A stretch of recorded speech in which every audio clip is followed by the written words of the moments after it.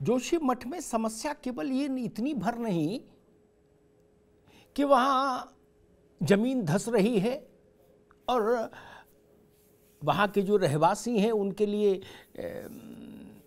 एक विचित्र सी कष्टपूर्ण स्थिति पैदा हो गई, विस्थापन हो रहा है और शहर ऐसा लग रहा है कि समाधि ले लेगा। यह समस्या का एक पक्ष है, लेकिन दूसरी एक समस्या और है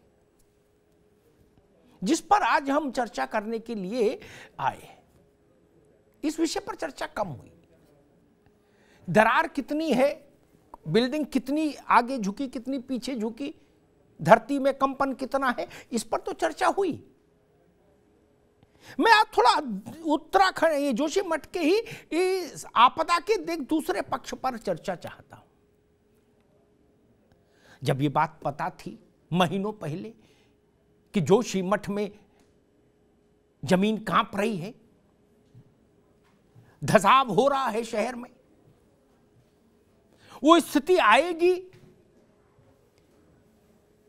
कि इमारतें हटानी होंगी, विस्थापन करना होगा।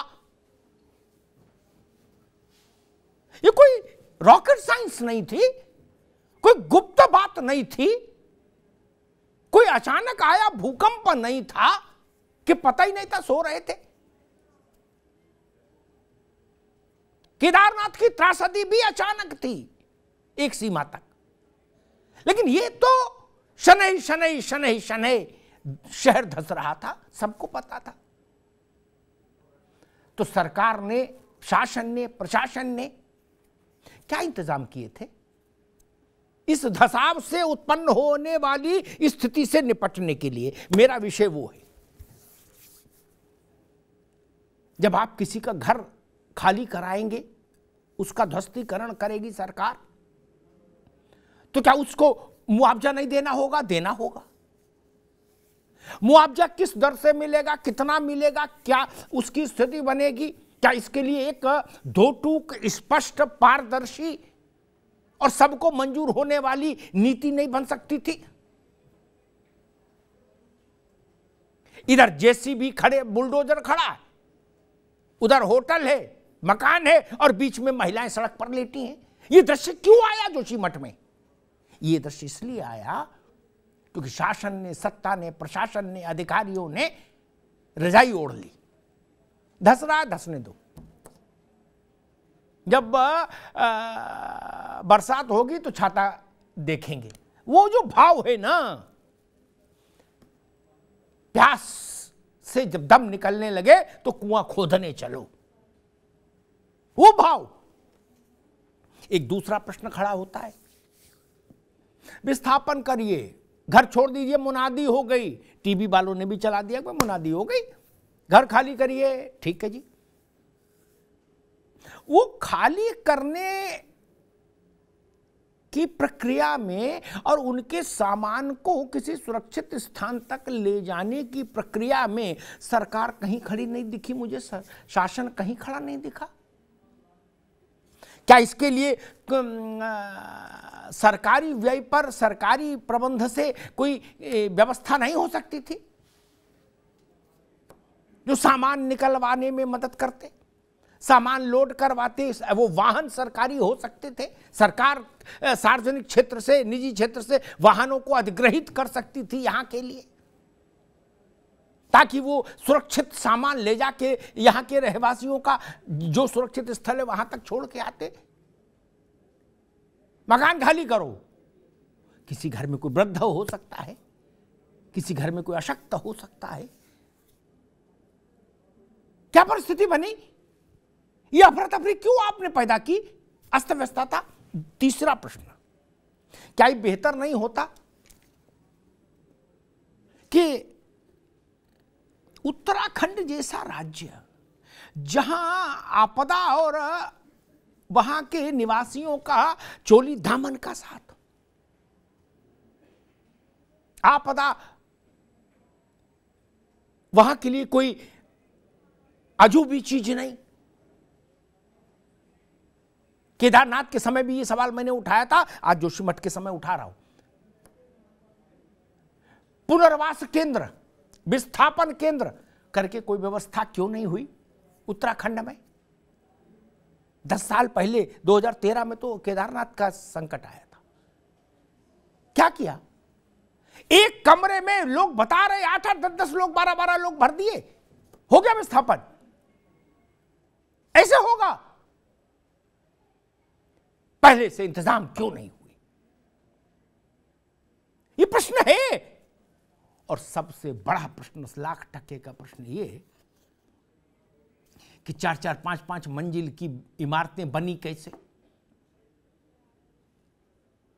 ये बड़ी परियोजनाएं जो पहाड़ की छाती फाड़ देती हैं विस्फोट कर करके, उनको अनुमति क्यों दी गई?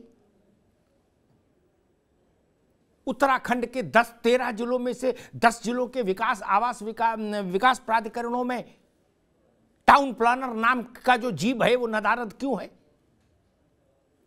नैनीताल हो, मसूरी हो या दूसरे जिले हो, शहर हो, वहां से भी दरार आने की खबर आ रही है।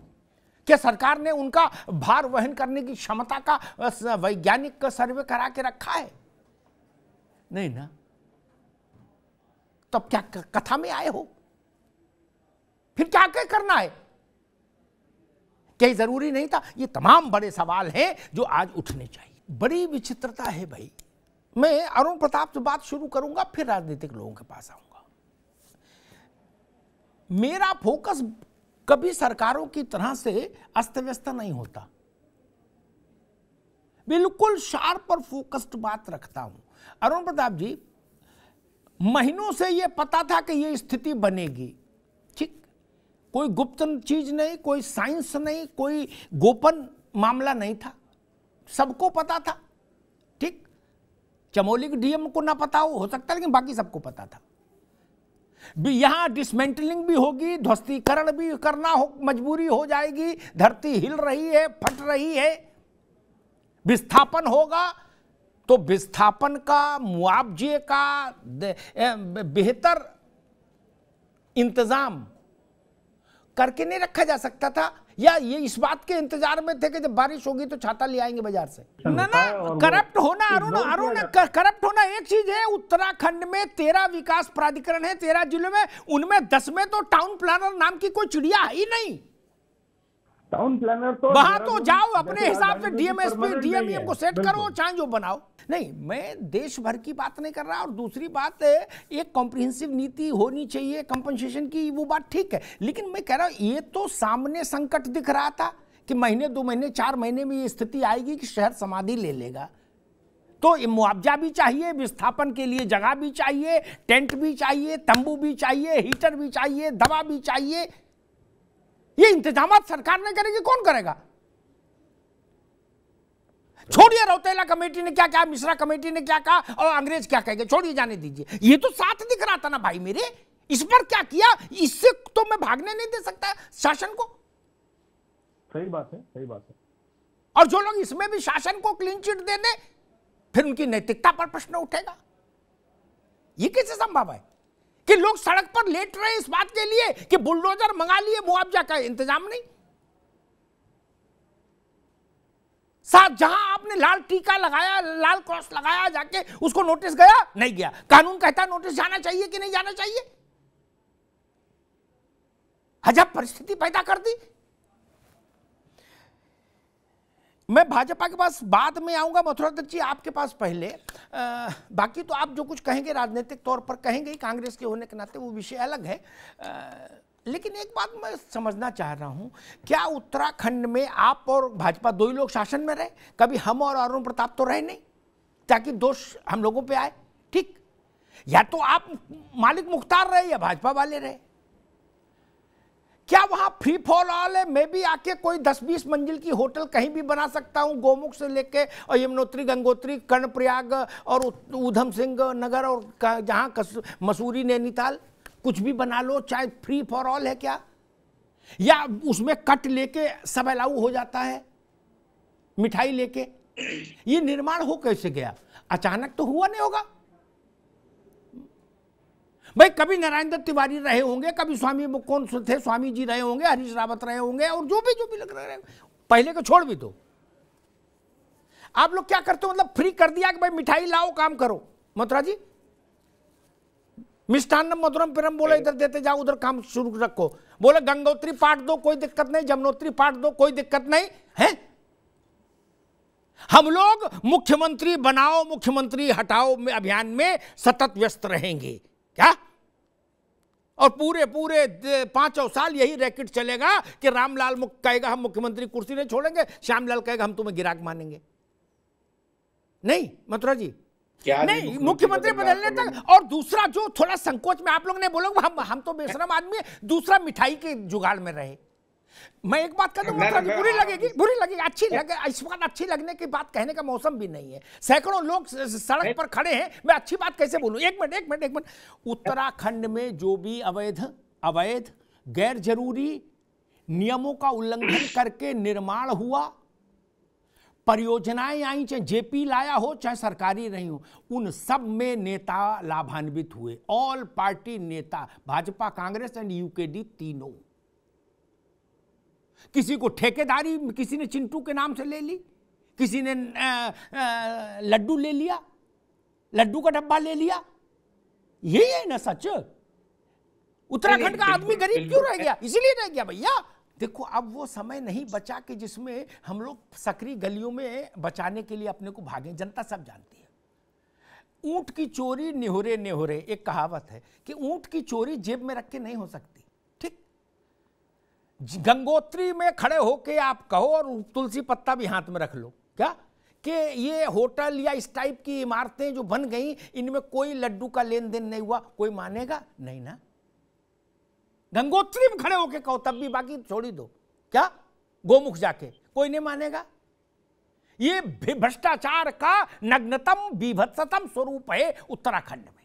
एक दूसरा, जब हमको मालूम था कि ये स्थिति आएगी, ये कोई रॉकेट साइंस नहीं थी, सबको पता था, महीनों से पता था, तारीख का पता नहीं था, पता था कि धरती डोल रही है, ये जाएगा शहर। अरे कोई पहली बार नहीं, उत्तराखंड ने ऐसे हादसे देखे हैं। ठीक, क्या जिले के स्तर पर, मंडल के स्तर पर तैयारियां नहीं होनी चाहिए थी? क्या एक डीएम को 3 दिन बैठक करने की जरूरत क्यों पड़ रही है? मीनाक्षी सुंदरम वहां लैंड कर रहे हैं। अरे आपके पास ये क्लियर होना चाहिए कि मकान के बदले मकान देंगे, दुकान के बदले दुकान देंगे, जमीन के बदले जमीन देंगे, बात खत्म। या इतना ही कह देते पहले दिन कि बद्रीनाथ के पैटर्न पर देंगे जिसकी मांग थी। ये आपने महिलाओं को ठंड में, पुरुषों को, बुजुर्गों को सड़क पर बैठलवा दिया। बोले जी मीटिंग चल रही है, एक कमरे में 10-12 लोग विस्थापन में रहेंगे। मधु जी, फिर ये तो इसलिए तो ना उत्तराखंड की अलग राज्य की लड़ाई नहीं हुई थी, इसलिए लोग नहीं मारे गए थे ना कि आप और भाजपा कुछ ज्यादा संपन्न हो जाओ, राज्य में 70 लोग एमएलए हो जाएं, इसके लिए रामपुत्र कांड हुआ था क्या? इसके लिए जान दी थी? उत्तर प्रदेश के साथ रहने में क्या समस्या थी फिर उत्तराखंड को? मधु भट्ट जी की गाड़ी में लाल बत्ती लग जाए, मथुरा जी की गाड़ी में लाल बत्ती लग जाए, क्या इसके लिए आंदोलन था? सहमत कोई नहीं। बात कर रहा है कलेक्टर मीनाक्षी सुंदरम है, ये बात ठीक है, लेकिन सहमत कोई है ऐसा मत कहिए ना। हम भी उतने टच में हैं जितना टच में आप हैं। एक मासूम सवाल आपसे है, बाकी तो आपने बता ही दिया। ये वही सब बातें हैं जो मीनाक्षी सुंदरम दोहराते हैं या चमोली का डीएम बताता है या धामी जी बताते हैं, वही बातें हैं। मूल प्रश्न आपके यहाँ ऐसा राम राज्य है, कांग्रेस हो सरकार में चाहे भाजपा हो, कि कोई भी आ सकता है कहीं भी, चमोली में, गंगोत्री में, जमुनोत्री में, इधर उधर, नरसिंह धाम में, बद्रीनाथ में, केदारनाथ में मंदिर बनाए, अरे वो होटल बनाए, क्लब बनाए हैं, चाहे जो बड़ी मशीन खोद दे, खोद डाले पहाड़, सबकी छूट है। और नहीं तो फिर ये भ्रष्टाचार से बनते हैं क्या? ये तो उत्तर देना होगा ना। दो ही रास्ते, या तो आप लोग इतने उदार हो के कंबल ओढ़ के सोते हो, बोले भाई जिसकी इच्छा है सो बना ले जाए, उत्तराखंड में हम लोग देवभूमि वाले हैं, हम किसी पचड़े में नहीं पड़ते। या तो देवभूमि के ताबीज पहन लिया एक, या ये बता दो कि नहीं जहां से मिठाई आ जाती है हम उसको अलाउ कर देते हैं। मैं तो हैरान हूं, इसमें वैज्ञानिक क्या बताएंगे? पहाड़ पर इतनी बड़ी इमारत बननी क्यों चाहिए? बड़ी बड़ी इमारतें बननी नहीं चाहिए।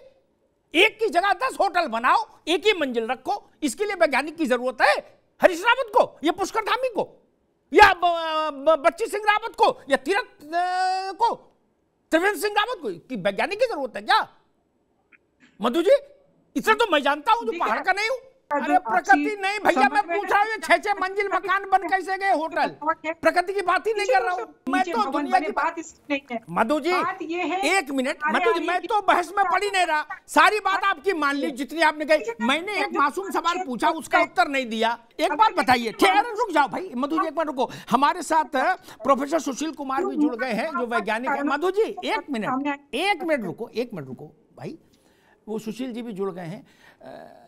सरकार तो इसका उत्तर नहीं दे पाएगी अभी, क्योंकि सरकार तो अभी केवल ये बताएगी कि हमने कितने किलो चावल और कितना गुड़ और कितनी नमक और एक दिया सलाई का बंडल और एक मोमबत्ती का पैकेट बांटा है, उसकी फोटो फेसबुक पे डालोगे सब लोग मिलके, उतना ही काम है, हम जानते हैं। हमने केदारनाथ की आपदा भी देखी थी, मथुरा जी की सरकार थी। मथुरा जी हमारा तेवर जानते हैं, मथुरा जी गलत तो नहीं कह रहा? नहीं, बिल्कुल। तभी मैंने कहा था आपदा आई संपदा लाई, और मैंने प्रमाणित कर दिया था ऐसे ही मंच पर। एक टाइम के नाश्ते के बिल 8-10 हजार के लगाए गए थे।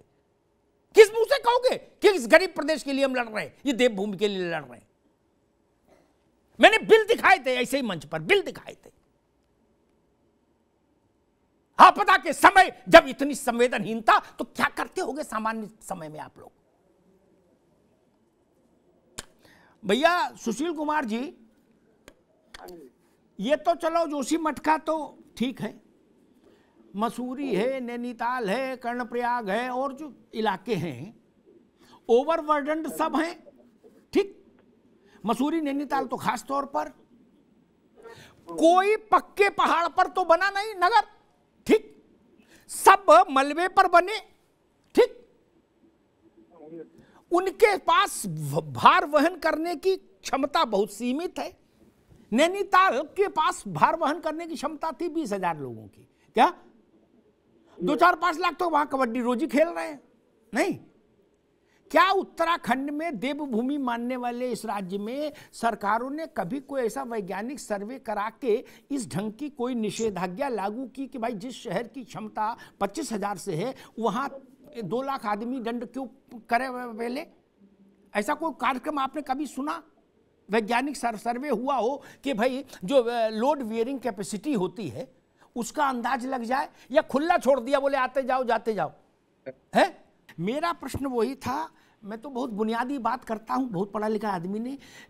उत्तराखंड के 5-6 बड़े स्थानों के वैज्ञानिक सर्वे, अरुण जी क्या उत्तराखंड के इन 5-6 जिनको मैंने बड़े स्थानों के नाम लिए जहाँ बहुत ज़्यादा लोड रहता है लोगों का, उनके ऐसी कोई व्यवस्था इस देवभूमि के पालनहार जो नेता लोग रहे, सरकारों में रहे हैं, जिनको रात दिन 24 घंटे देवभूमि की सेवा की चिंता सताती रही, कभी सोए नहीं, लक्ष्मण जी के से भी आगे निकल गए, 14 साल वो नहीं सोए थे, जो देवभूमि की सेवा में दुबले हो गए नेता उत्तराखंड के, क्या उन लोगों ने कभी ऐसा किया? लोड वियरिंग लोड कैपेसिटी का कोई टेस्टिंग साइंटिफिकली कराई हो मसूरी की, नैनीताल की, हर इंटरवल के बाद? ना अरुण भाई मेरी इसमें रुचि नहीं, प्रोजेक्ट किस प्रोजेक्ट से ऐसे हुआ मैंने सवाल ही नहीं उठाया। मैं तो बुनियादी चीज पकड़ता हूँ। हाँ, मैं इस बहस में नहीं पढ़ रहा कि एनटीपीसी है कि नहीं है, ना उसे बहस बेकार हो जाएगी।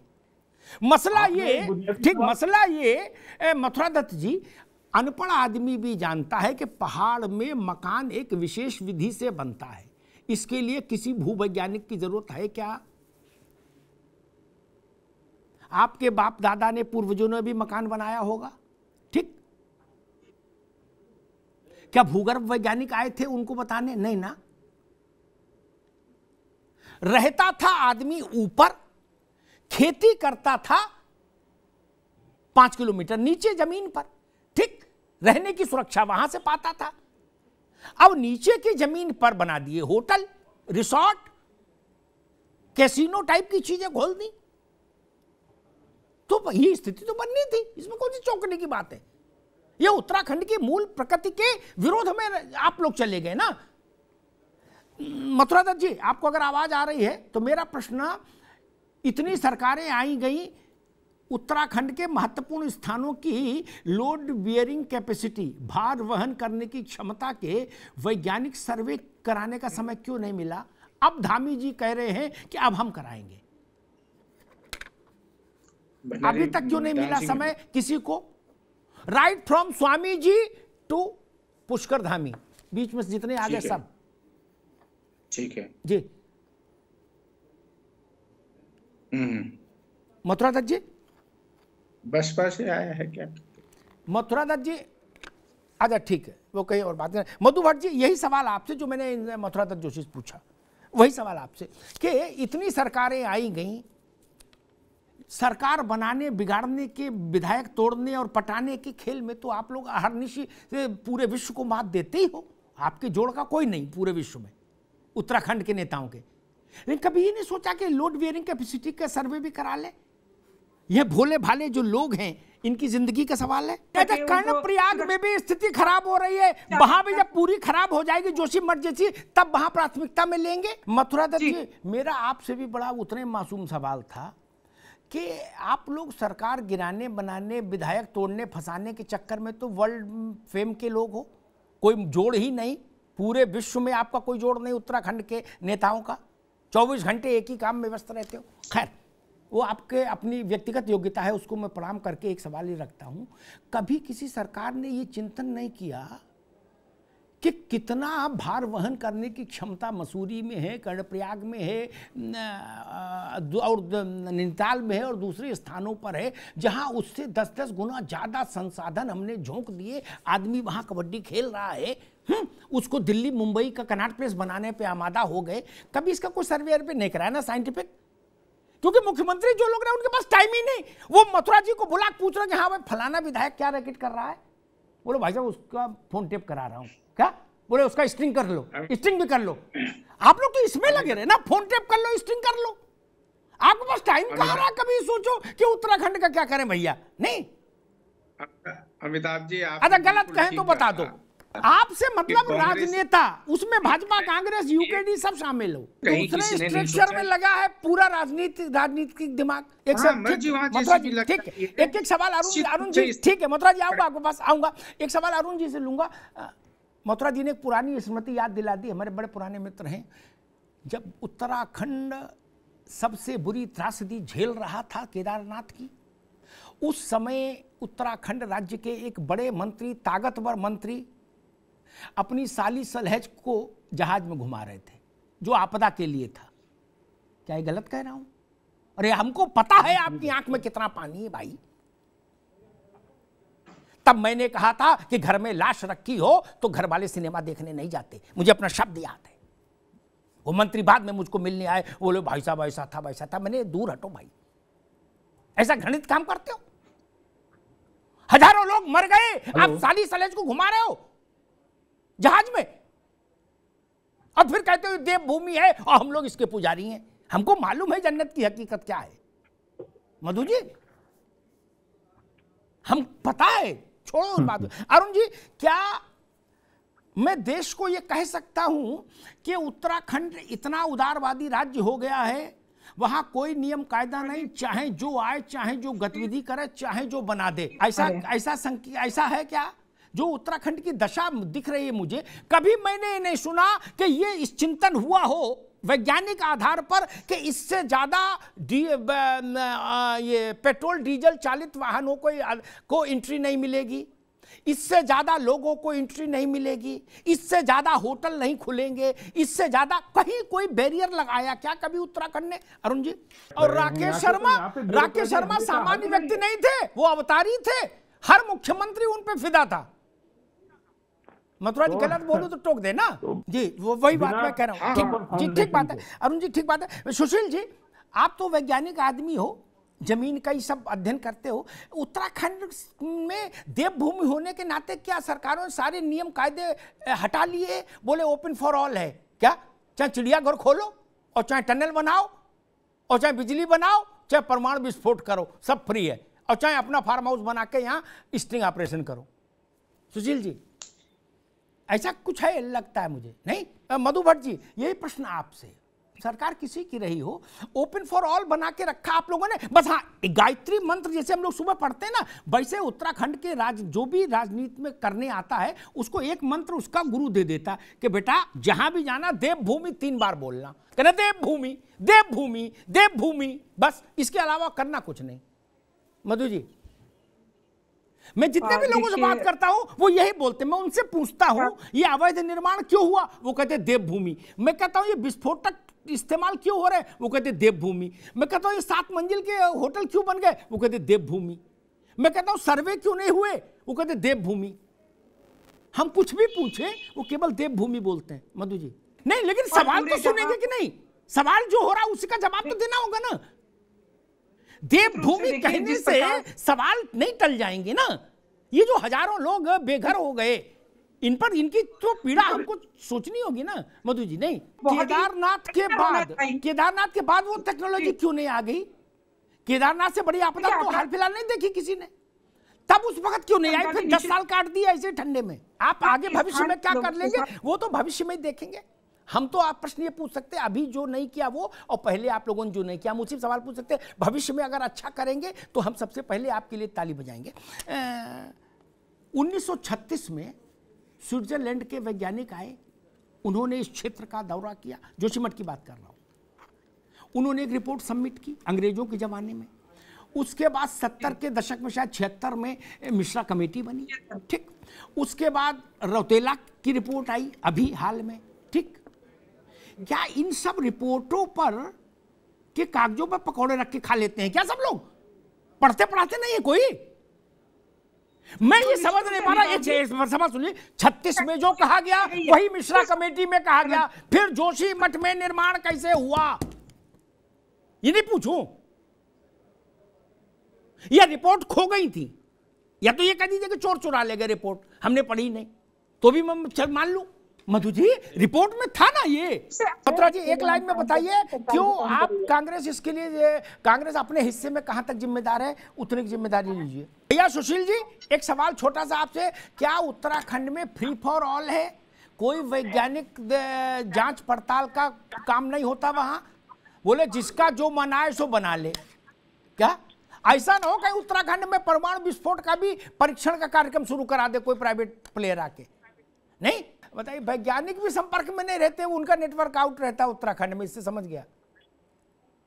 ठीक, फिर तो राजनेताओं के हाथ में। भैया अरुण प्रताप जी, स्थिति किसी हर आपदा के समय, मैंने 35 साल के अपने जीवन में हर आपदा के समय उत्तराखंड के नेताओं को एक ही कंबल के नीचे छुपते देखा।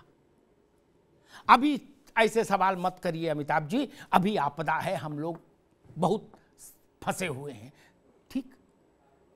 सबक लेकिन नहीं लिया कभी, आपदा दर आपदा आती रही।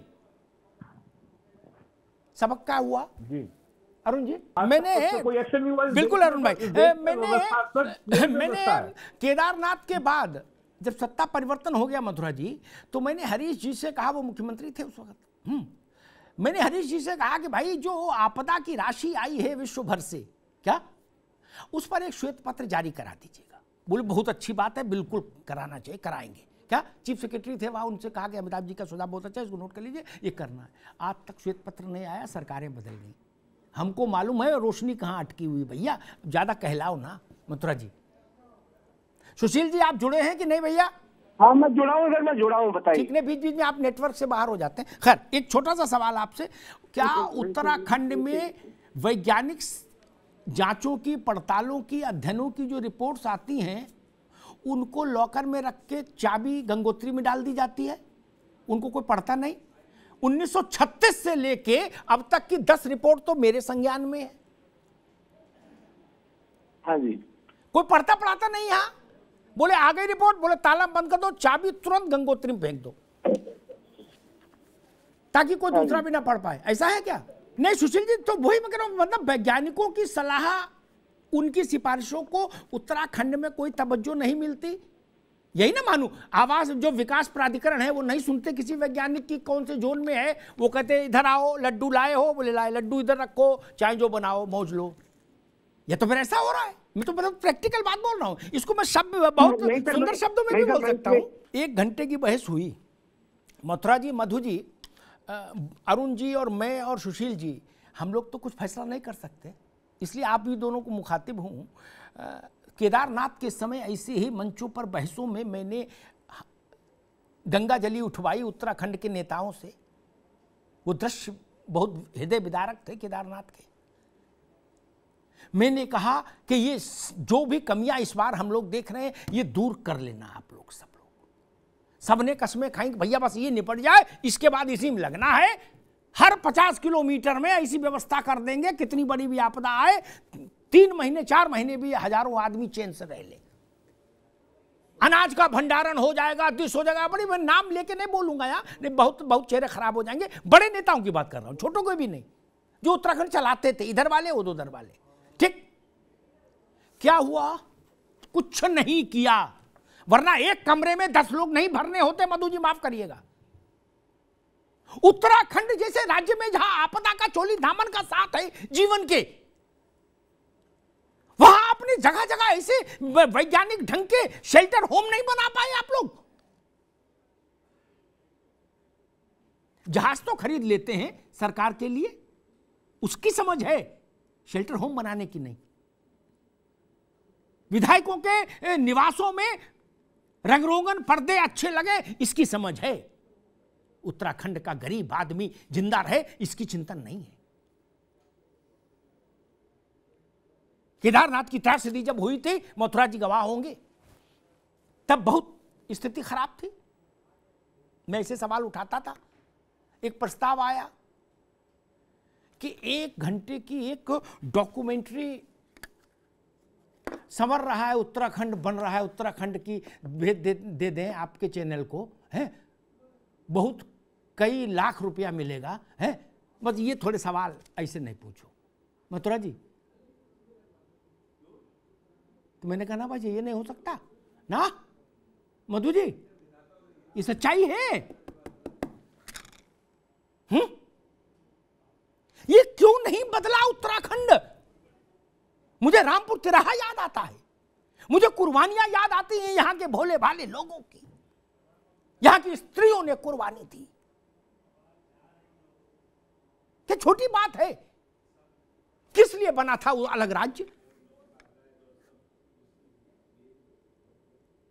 हम इसको मुंबई बनाना चाहते हैं, उत्तराखंड को दिल्ली बनाना चाहते हैं क्या? क्या चाहते हैं?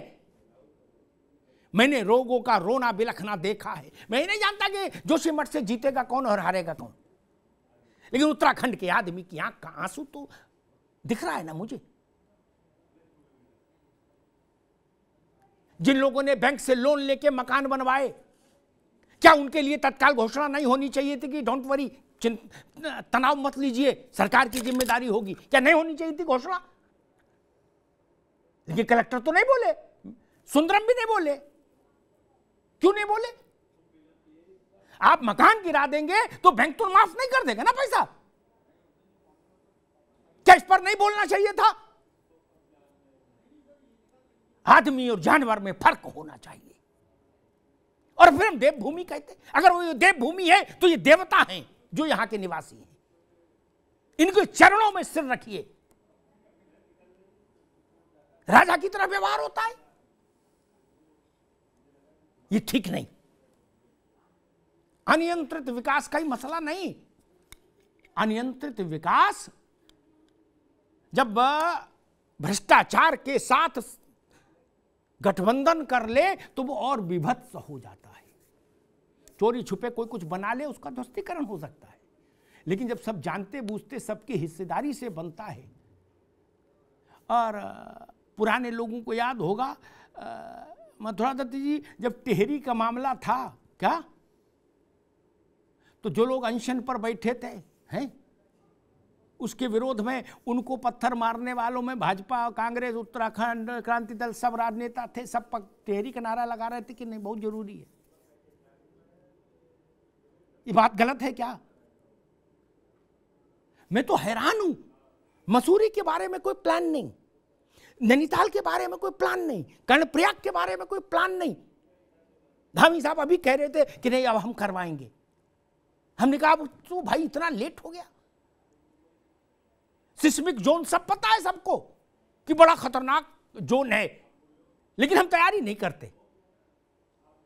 हम आपदा का इंतजार करते हैं। क्यों? क्योंकि आपदा आई संपदा लाई। आपदा का एक ये भी चेहरा है जो मैंने केदारनाथ के समय देखा। मथुरा जी ने ठीक सवाल उठाया। 2021 में शायद चमोली में जो दुर्घटना हुई, 200 से ज्यादा लोग काल की गाल में समा गए। हमने क्या सीखा? सीखा होता तो बताते, कुछ दिखाते। भोले भाले पहाड़ियों की जान की कोई कीमत है कि नहीं? जब पहाड़ में आप लोग हस्तक्षेप नहीं करते थे तो वो अपना जीना रहना जानते थे। पूरा तंत्र बिगाड़ दिया गया। 1936 में वार्निंग अंग्रेज देकर गए लिखत पढ़त में। 76 में यही वार्निंग मिश्रा कमेटी दे के गई जिसमें 18 मेंबर थे। उसके बाद रौतेला की रिपोर्ट आई प्रत्युष की, लेकिन सरकारों ने किसी रिपोर्ट को तवज्जो नहीं दी। सारी रिपोर्ट पानी में गई। उसी का नतीजा है आज ये स्थिति है।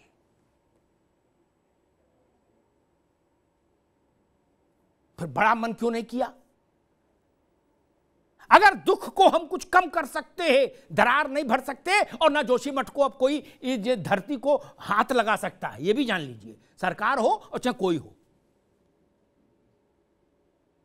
तो हम ये तो कह सकते थे कि चिंता मत करिए, मकान के बदले शासन मकान देगा, दुकान के बदले शासन दुकान देगा, ये तो कह सकते थे।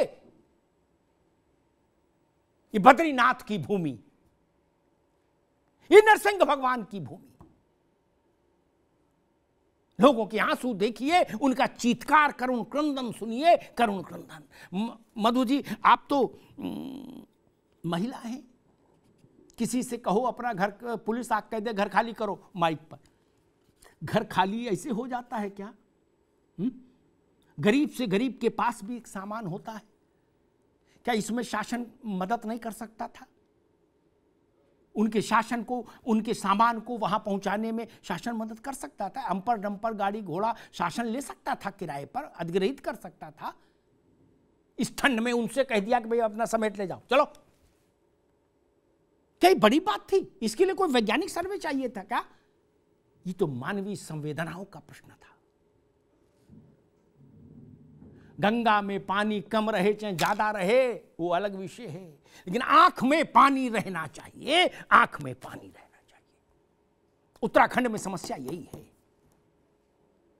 आंख में पानी नहीं रहा, आंख में पानी नहीं रहा होता तो ये स्थिति नहीं आती। सुशील जी ने कितनी अच्छी बात कही, मथुरा जी, मधु जी, यही बात मैंने 13 में कही थी कि उत्तराखंड के जो आपदा से ज्यादा संकट में रहने वाले संभावित स्थान हैं, उनके लिए ऐसे ऐसे शेल्टर होम बन जाएं स्थायी तौर पर। किराई रत्ती काम नहीं किया, होटल बनवाए, उनके फीते काटे आप लोगों ने, लेकिन इसका काम नहीं किया। बोला ना, ये सब बवाल मत पढ़ो, क्यों? और आखिरी बात कह के, मधु जी आपने कहा कि हम लोग बहुत गंभीर हैं, मैं आपके कहे का सम्मान करता हूं, लेकिन एक प्रश्न मेरे मन में, मेरे पेशेवर ईमानदारी पर सवाल खड़ा कर रहा है। 500 से कुछ कम गांव निकल कर आए थे सर्वे में 13 की आपदा के बाद, जिनको कहा गया था कि ये आपदा के मुहाने पर हैं, आपदा से दूर नहीं, आपदा के कगार पर हैं, इनका पूर्ण विस्थापन करना होगा। अभी जब ये जोशीमठ का प्रश्न खड़ा हुआ था तो मैंने उत्तराखंड के एक बड़े अधिकारी को फोन करके पूछा था कि गांव विस्थापित हो गए, तो उसने कहा सर व्हाट्सएप कॉल करिए, मैं बात करता हूं। क्या ये सच तो आपको मालूम होगा ना, मथुरा दत्त जी को भी मालूम होगा। लिखत पढ़त में है कि ये गांव आपदा के मुहाने पर हैं, इनका तत्काल पूर्ण विस्थापन होना चाहिए। कुछ घरों को छोड़कर सारे गांव जस की तस है। 10 साल हो गए, 10 साल, फिर आप हमसे कहते हो कि अभी जो कुछ हम वचन देके जा रहे हैं उस पर भरोसा करो और चुप रहो। मैंने केदारनाथ के समय में भी ये कहा था कि ये गांव विस्थापित कर दीजिएगा।